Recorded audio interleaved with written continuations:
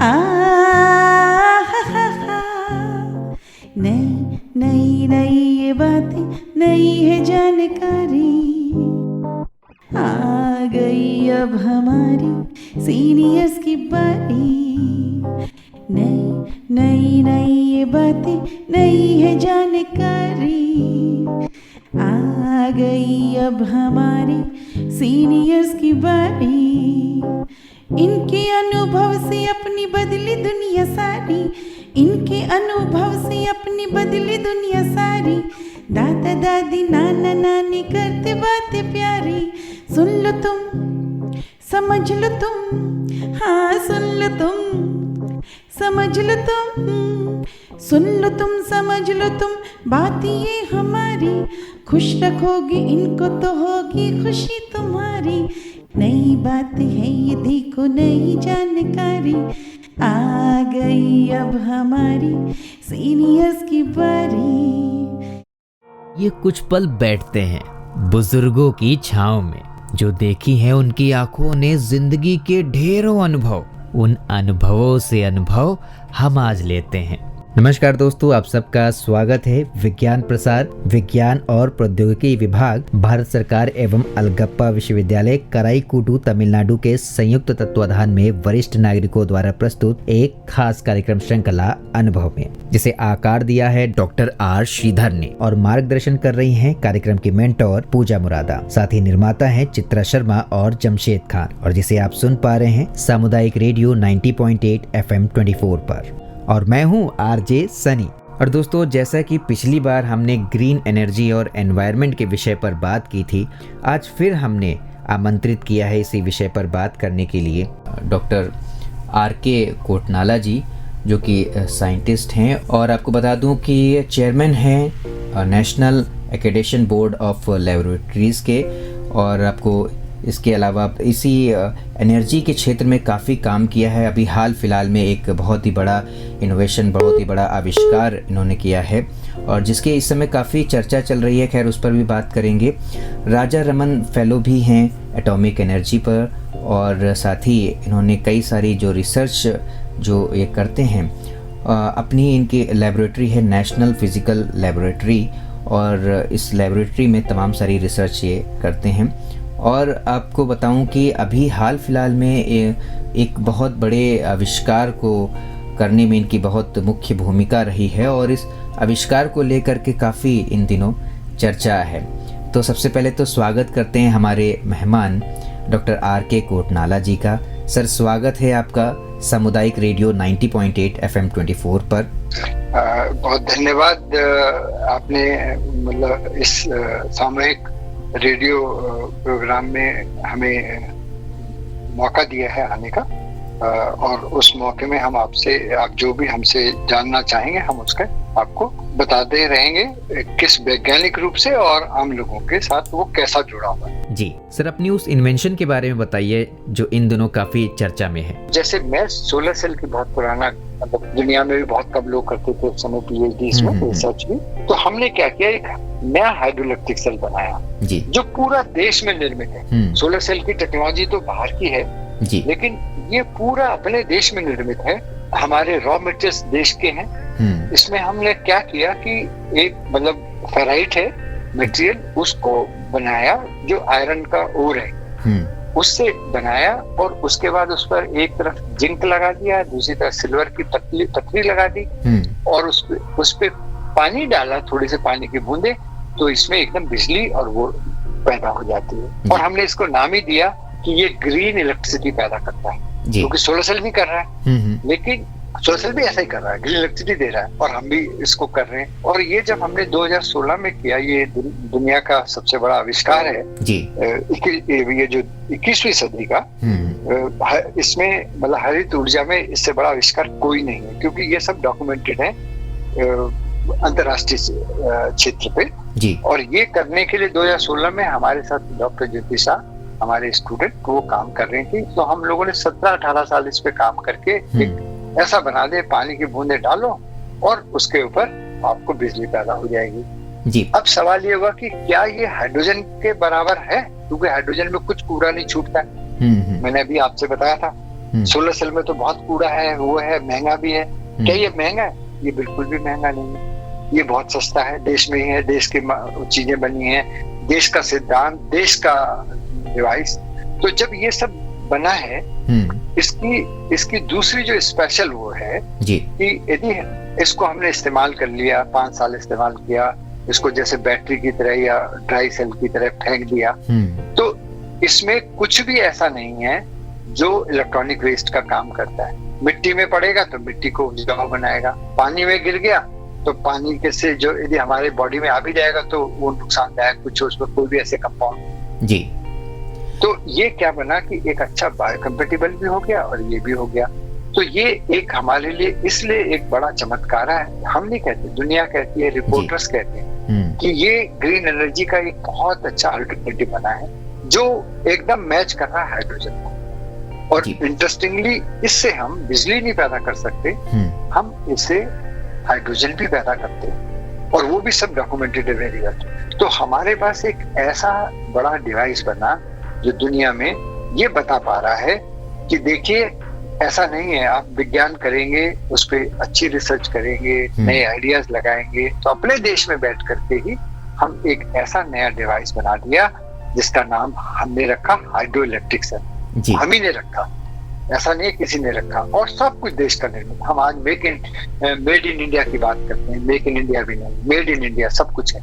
तो इसीलिए हम जब यहाँ लैब में काम करते हैं, बनाते हैं नेशनल लेबोरेटरी में, और सब पूरी दुनिया को ओपन है, बहुत न्यूज आई इसकी, इसमें मतलब जो है लाखों लोगों ने अपने व्यूज देखा इनको, और ये एक ऐसा हरित ऊर्जा का उदाहरण है पूरी दुनिया में।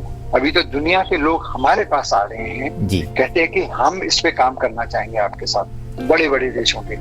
तो ये भी एक हमने एक ऐसा वो किया। और यदि आप ये कहेंगे कि ये आपको क्या लगा, देखिए मेरा जो पैदाइश है वो हरित ऊर्जा से हुई, सोलर सेल से हुई, रिसर्च तो हमने वहीं से करी। फिर उसके साथ क्या हुआ कि जब हम सोलर सेल पे कर रहे थे तो हमें सोलर सेल की पता है, टेक्नोलॉजी पता है, मेहनत करते रहे, उसमें सब हमें ये समझ में आ गया कि अब इसकी क्या समस्या है, कि एक ऐसा नया बनना चाहिए। फिर जब हमने ये नया बना ही दिया हाइड्रो इलेक्ट्रिक सेल, तो अब इसलिए ये हाइड्रो इलेक्ट्रिक सेल भी बन गया। अब सवाल ये हुआ कि मुझे पर्यावरण के लिए भी क्यों जानना है, क्योंकि जब मैं सोलर सेल करता भी था तो तब भी ये बात होती थी कि पर्यावरण की कोई बात ही नहीं करते, क्योंकि 30 साल पहले कोई भी ज्यादा बात नहीं कर रहे।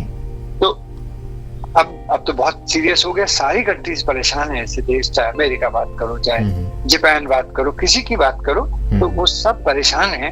तो उस परेशानी के लिए हमने क्या किया कि भाई ये एक ऐसा अल्टरनेटिव होना चाहिए कि जो एक तो सस्ता हो, तो इसका मतलब उसको कोई कॉस्ट नहीं चाहिए। सोलर सेल तो चलता है धूप से, सोलर एनर्जी से, और हमारा चलता है पानी से। पानी भी आपको पता है कि मतलब महंगा सौदा नहीं है, हर आदमी के पास पानी मिल ही जाता है।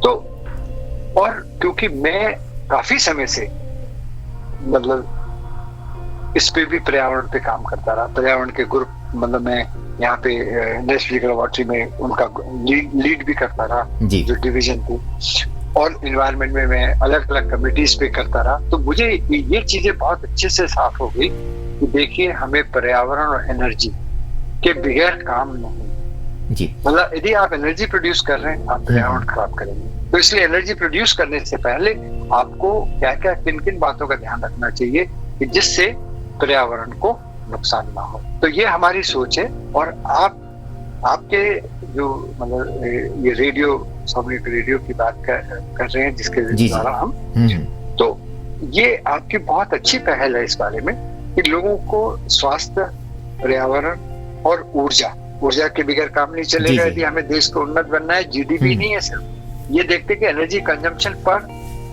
1000 people how many are doing. तो वो दैट इज द क्वांटम। और अभी भारतवर्ष में काफी नीचे और देश बहुत ऊपर है। तो हमें तो एनर्जी कंजम्पशन बढ़ानी है, लेकिन साथ साथ हमें अपने पर्यावरण को भी बचाना है। तो सर कांग्रेचुलेशन कि आपने इतनी अच्छी आविष्कार किया। और जब भी आविष्कार होते हैं या इस तरीके की नई टेक्नोलॉजी आती है तो उसके बाद अचानक से कहीं ना कहीं एक क्रांति आती है, और कहीं ना कहीं अगर कोई अच्छी टेक्नोलॉजी होती है और कारगर होती है तो फिर बहुत तेज़ी से वो फैलती भी है। तो एक और मेरा प्रश्न था कि लगभग कितने इसमें हम पावर पा सकते हैं, यानी कि कितना प्रोडक्शन हो सकता है बिजली का कुछ बूंदों से, या फिर हमें और ज़्यादा पानी चाहिए होगा? क्योंकि बिजली के मायने में देखें तो हमारी जो खपत है वो बहुत ज़्यादा है, तो लगभग कितनी इससे हम बना सकते हैं बिजली? इसमें देखिए इसमें कितनी बिजली बना सकते हैं इसकी कोई लिमिट नहीं है, क्योंकि जैसे सोलर सेल जब हम आज से 30 साल पहले चलते थे तो हम सोचते थे हम सिर्फ टॉर्च ही जला सकते जी जी हाँ, ठीक है, और ये कैलकुलेटर चला सकते हैं, यदि आपको भी ध्यान हो तो कैलकुलेटर यूज होते थे। तो फिर धीरे धीरे लोगों ने शुरू किया कि चलिए हम इसे कोई लाइट जला ले, घर की लैंप जला ले, ये कर ले। लेकिन आज हम 30 साल बाद आज हम एक मतलब पूरा का पूरा इलेक्ट्रिसिटी का पावर स्टेशन चलाते हैं जी।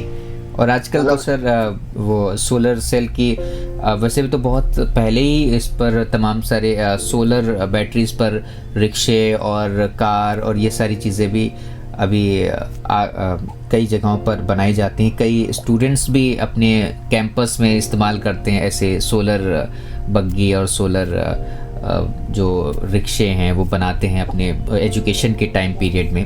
बिल्कुल ठीक कहा आपने, क्योंकि वो स्टूडेंट्स के लिए एक मोटिवेशन है कि स्टूडेंट को ये समझ में आ गया कि सोलर सेल को कहीं भी कैसे भी इस्तेमाल कर सकते हैं, ठीक है। तो इसको किस रूप में करना है, मतलब कार चलानी है, ये है हवाई जहाज चला रहे हैं, विदेश में हवाई जहाज भी चला रहे हैं, तो ये सब तो ठीक है, क्योंकि एक तो टेक्नोलॉजी सारी विदेश की है, मैं भारतवर्ष से की संदर्भ में ज्यादा कहूंगा। दूसरा ये है कि बहुत महंगी टेक्नोलॉजी है, आज की तारीख में भी हमें बहुत महंगी मिलती है। जो हम बिजली की बात करते हैं कि ये इतने कम में मिल रही है, आपको ये मालूम होना चाहिए वो तब इतने में होनी चाहिए कि 100 मेगावाट का आपने वो लगा रखा है प्लांट, ये 10 मेगावाट का सोलर प्लांट। अब यदि मैं सिंपली यदि आपसे ये कहूँ कि मैंने 100 मेगावाट कर दिया जी, तो उसकी जो कीमत है मतलब सोलर प्लांट की, उसकी कीमत हजारों करोड़ में जी। ऐसा नहीं है कि वो सस्ता है। जी जी जी, ठीक है। कम स्तर पर कह सकते हैं कि जैसे आजकल लोग अपने घरों में जो है 2-4 पैनल लगवा लेते हैं और फिर उससे उनकी एक कमरे की लाइट या कुछ हिस्सा उनका चल जाता है। बट व्यापक दृष्टि से इसमें ये है कि ये टेक्नोलॉजी थोड़ी सी महंगी है, और जो इसके बाद का जो जब ये इस्तेमाल नहीं होता, जब ये खराब हो चुका है तो एक कचरे का रूप ले लेता है, ये एक मेन प्रॉब्लम है। हाँ बिल्कुल ठीक कहा आपने कि यही एक इसकी समस्या है। और हाइड्रो इलेक्ट्रिक सेल की जो बात आप कही थी उसके लिए ये साफ है। जब हम हाइड्रो इलेक्ट्रिक सेल की बात करते हैं तो एक तो इसमें पानी की, जैसे आपने कहा कि मान लीजिए एक घर के अंदर हमने ये सोचा कि 100 वाट का हम चलाएं जी जी, क्योंकि लैब में हम बहुत बड़ा नहीं बना सकते, 1 वाट का 2 वाट का, क्योंकि हमारे प्रोडक्शन कोई फैसिलिटी हमने कोई प्लान नहीं बनाया, तो उसे कहते हैं इंडस्ट्रियल आर, जिसके लिए हमने सरकार को भी कहा है, इंडस्ट्री से भी बात होती है कि भाई हमें उसके लिए आप कुछ इसको आगे फंड करिए और हम उसके प्रोडक्शन करते हैं जी। तो वो तो एक अलग बात है।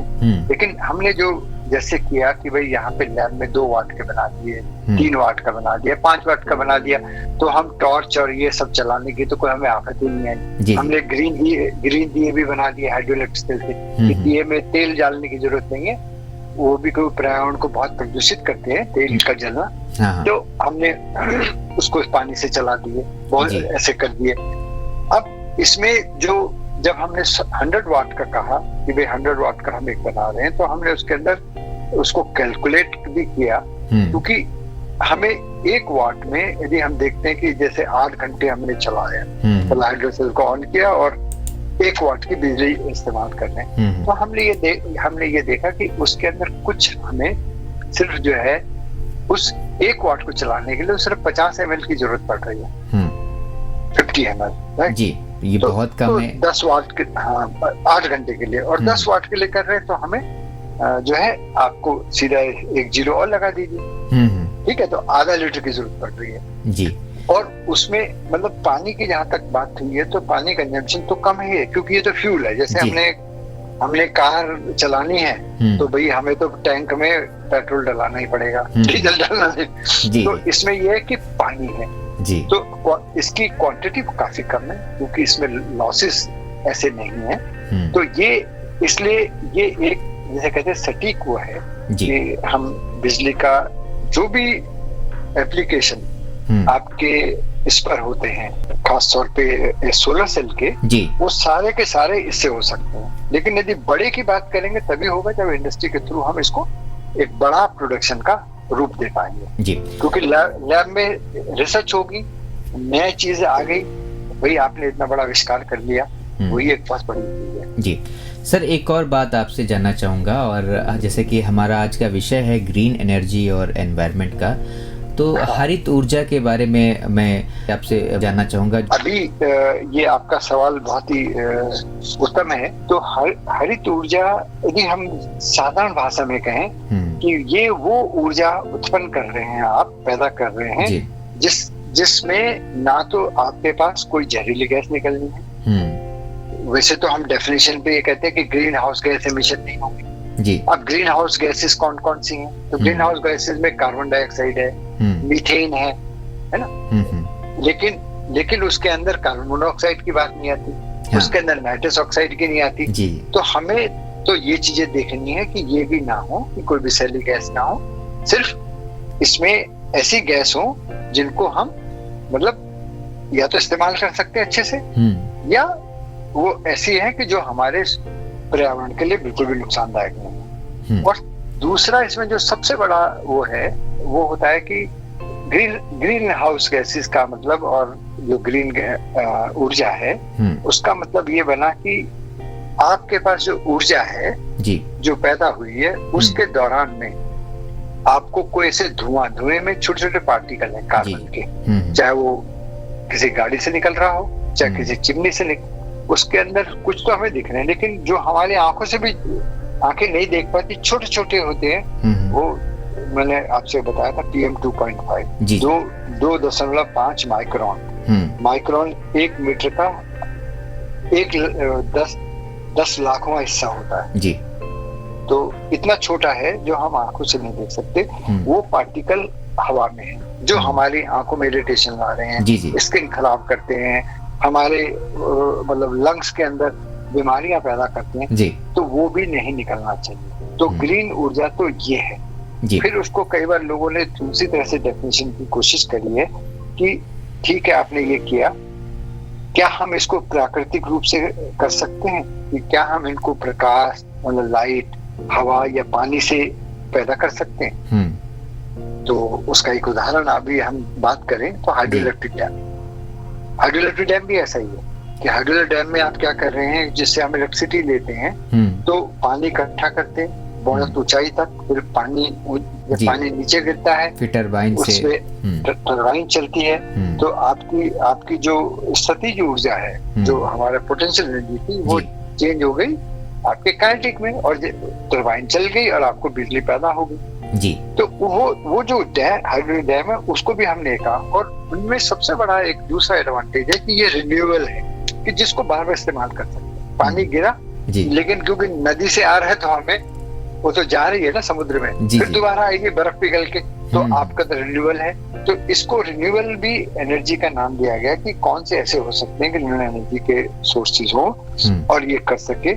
तो जैसे हम ग्रीन एनर्जी की बात करते हैं तो आपका हाइड्रो डैम भी बहुत बेहतर है, लेकिन वो हर जगह नहीं हो सकते क्योंकि दुर्गम जगह बनते हैं पहाड़ों में, वैसे उधर रोकना पानी, और इसमें जितनी कटान होती है पहले, क्योंकि बहुत फैला होता है विस्तृत जी, तो उससे क्या होता है कि आपके कई भी सारे पेड़ कट गए, तो आप वो जो ऑक्सीजन दे रहे थे आपको, तो आपने तो नुकसान कर दिया बहुत बड़ा। तो ये इसकी थोड़ी सी वो है, और लेकिन हर जगह नहीं हो सकती, कई देशों में नहीं बना पाते क्योंकि वहाँ पानी का इतना हो ही नहीं। तो ये जो हरित ऊर्जा के थे, हमने उन हरित ऊर्जाओं को करना चाहते हैं अब कि नहीं, जैसे आपकी हाइड्रोजन गैस हो गई, हाइड्रो इलेक्ट्रिक सेल हो गए, आपका सोलर सेल हो गए, तो ये हम हरित ऊर्जा का नाम दे देते हैं कि ये ग्रीन ऊर्जा है जी। इसमें ग्रीन ऊर्जा आपकी बैटरीज नहीं, चाहे हम लेड एसिड बैटरी की बात करें, चाहे हम लिथियम आयन बैटरी करें, वो क्योंकि वो स्टोरेज बैटरीज है, वो अलग ही विषय है। हमें पता है कि हरित ऊर्जा हमारे भविष्य को बचाने के लिए ज़रूरी है ताकि एनवायरनमेंट अच्छा रहे और नई नई तकनीकें खोजी जा रही। व्यापक दृष्टि से इनका उपयोग क्यों नहीं हो पाता है? जैसे आपके पवन चक्की की बात, जो कि काफ़ी टाइम से हम पढ़ते आ रहे हैं किताबों में कि पवन चक्कियाँ होती हैं, ऐसे चलती हैं, और सोलर एनर्जी की बात होती है, और जैसे कि आपने वाटर से जो टरबाइन चलाना, ये सारी चीज़ें बच्चों के सिलेबस में रहती हैं, स्टूडेंट्स पढ़ते हैं, बट इनका कभी व्यापक दृष्टि से ज़्यादा उपयोग नहीं होता, या हम इनको उतनी अच्छी तरीके से हम क्यों नहीं एडॉप्ट कर पाते हैं? ये तो एक बड़ी मतलब जैसे कहते हैं सोच का विषय है, जिसमें आपने ये कहा कि भाई व्यापक रूप से किस तरह से ये हरित ऊर्जा का प्रयोग नहीं हो पा रहा है। और आपने एक स्पेसिफिक एग्जांपल खुद ही दे दिया है कि जो हमारी मतलब पवन चक्की, जैसे हम विंड एनर्जी का नाम लेते हैं, तो एक जैसे विंड एनर्जी जैसी हुआ है, एक तो इनकी कॉस्ट बहुत हाई है। यदि आपने कच्छ के देखिए, कच्छ के पास बहुत सारी विंड एनर्जी के वो लगा दिए गए, ठीक है। अब उसमें क्या है कि एक तो क्योंकि बहुत ऊंचा उठाना होता है, उसके एक पंख जो है ये देखें तो 15 मीटर 20 मीटर लंबा होता है, तो आप देखें कितना बड़ा सर्कल काटेगा वो जी। और उसमें जब हवा चलती है तो हवा अप्राकृतिक रूप से कंट्रोल्ड है, कभी तेज चलती तो वो चल रही है, कभी नहीं चल रही है तो नहीं है। तो इसलिए क्या होता है कि ये भौगोलिक स्थितियों पे बहुत डिपेंड कर रहा है कि उसमें आपको वो मिलेगी नहीं। तो लोगों ने क्या किया, समुद्र के किनारे लगा दी। समुद्र के किनारे भी हर समय नहीं चलती है हवा, कभी कभी समुद्र थमा होता है, तो आपके पास ये नहीं, फिर ये इतनी एफिशिएंट भी नहीं है जो इनसे एफिशिएंसी की उम्मीद करते हैं। क्योंकि आजकल क्या होता है, बिजली आपको 24 घंटे चाहिए, तो 24 घंटे का मतलब आपको 24 घंटे का दूसरा क्या विकल्प है कि बीच में वो नहीं चल रहा है या नहीं दे पा रहा है, तो ये हर जगह लगाने मुश्किल है और आपको तो बहुत ज्यादा एनर्जी चाहिए, तो क्या हम वो विंड एनर्जी से कर पाएंगे? ऐसा नहीं हो रहा है। यही एक हमारी समस्या उसमें भी थी, सोलर सेल में। वो तो बाद में एशिया में इसलिए कर दिया कि एशिया में सनलाइट होती है, नहीं तो लोगों ने मतलब जापान यूएस में बहुत पहले कर दिया। उन्होंने देखा कि अरे इसको तो लगाने में इतना महंगा भी है और हमारे यहाँ तो सन आता भी नहीं है इतनी बार, तो वो फिर नेचुरल लिमिटेशन हो गया कि आपकी प्राकृतिक लिमिटेशन है भाई कि आपके यहाँ धूप नहीं आएगी। इसी तरह से विंड एनर्जी की बात करते हैं, ये अच्छी थी पर विंड कौन लाएगा बार बार कि बराबर एक जैसी आ जाए। तो इस कारण से इनको लगाने में, जैसे मैंने आपसे कहा, सोलर सेल के लिए भी मुश्किल थी। सोलर सेल इंडिया में, मतलब इंडिया हो या कोई दूसरा देश हो, नहीं बना रहा था। चाइना ने, आपको पता है कि 10-15 साल पहले बनाना शुरू किया, जबकि सोलर सेल आज से 40 साल पहले आपके सैटेलाइट में इस्तेमाल होता है बिजली के लिए। तो हम लोग उसको यहाँ तक इस्तेमाल नहीं कर पाए। बाद में चाइना ने अभी शुरू किया कि बड़े लार्ज स्केल पे है, जापान ने किया, इंडिया ने भी बनाने शुरू करे,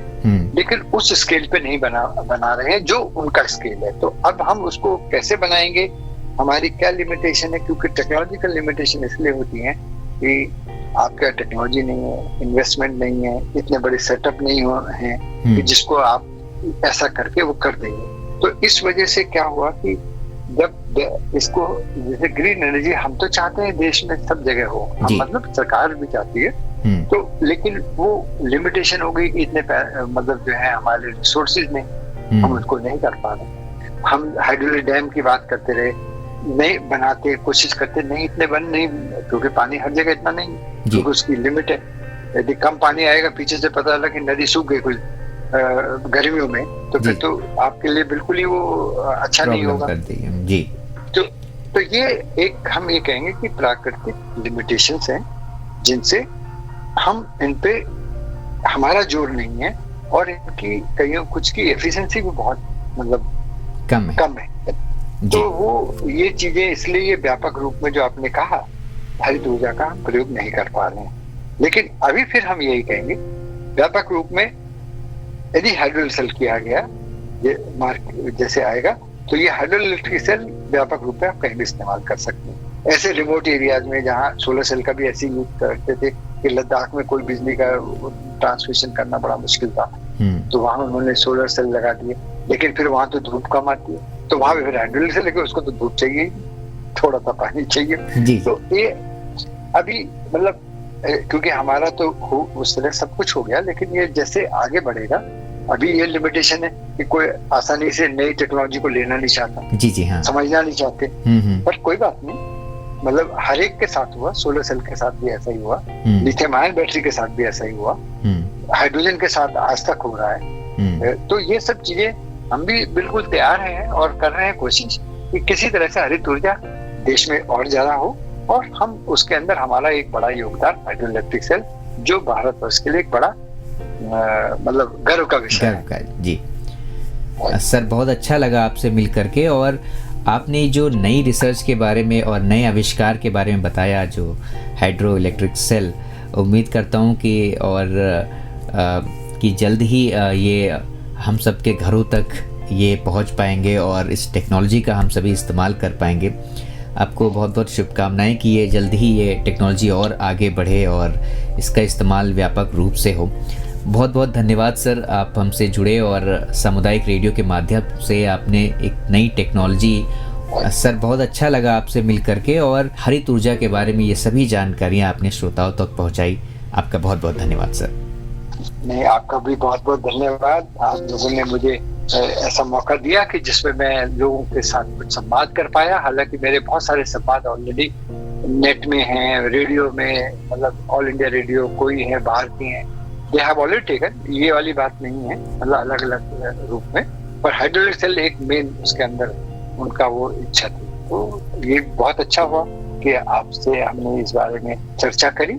एक बार फिर से आपका बहुत बहुत धन्यवाद सामुदायिक रेडियो 90.8 FM 24 की ओर से। और दोस्तों, फिलहाल आज का ये प्रोग्राम आपको कैसा लगा, आप हमें ज़रूर बताइएगा दोस्तों, fmbhiwadi@gmail.com पर। और अब वक्त हो चुका है आप सभी से विदा लेने का, तो चलिए मैं ले रहा हूँ आप सभी से इजाज़त। मैं हूँ आरजे सनी और आप सुन रहे थे सामुदायिक रेडियो 90.8 FM 24 पर अनुभव कार्यक्रम की यह खास कड़ी। नमस्कार। आप सुन रहे हैं 90.8 FM 24, आपका रेडियो, आपकी धड़कन।